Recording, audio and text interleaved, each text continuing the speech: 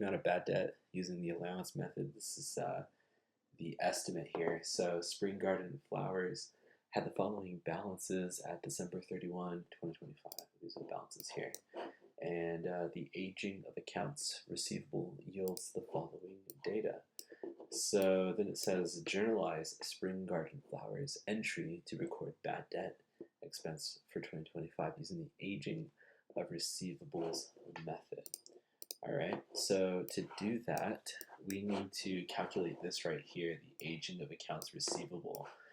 So we do that simply by figuring out this number. So 67,000. So let's do this on my terrible calculator here.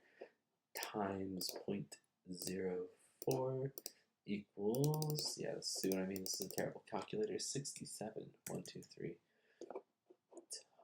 times 0.04, and that equals 2680. I'm going to write this down on my piece of paper just so I remember, because this is accounting for dumb people. And then we calculate this next one over 60 days. So then I go 6,000 times 0.24 equals 1440. 1440 on my piece of paper. Because then I have to add them up. So I take my 1440 plus my 2680, and that equals 4120. Okay, so what do I do with that? Well, then I subtract it from my allowance for bad debts. So I take my 4120, and then I subtract that from 2100, and that equals 2020.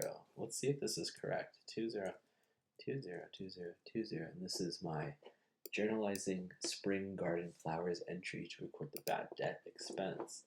So this is bad debt expense, my accounts receivable, and this is to record, right?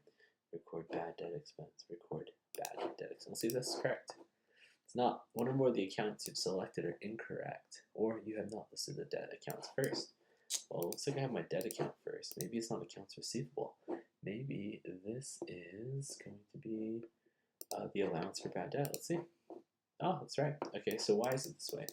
Bad debt expense gets debited, and the allowance for bad debt gets credited. Allowance for bad debts. Okay, and then I go down here and it says, what's your allowance for bad debt? Well, I'm going to take my my beginning balance of, what's my beginning balance? Let's see here, do I have that? My beginning balance is going to be, and this is going to be my ending balance, and this is going to be my adjustments. My adjustments are 2020. My beginning balance was, let's see here, oh, here we go, 210. 0. So let's add them up. Let's see if this is the right answer. 2100 plus 2020. That equals 4120. Let's see if that's correct. It is. Great.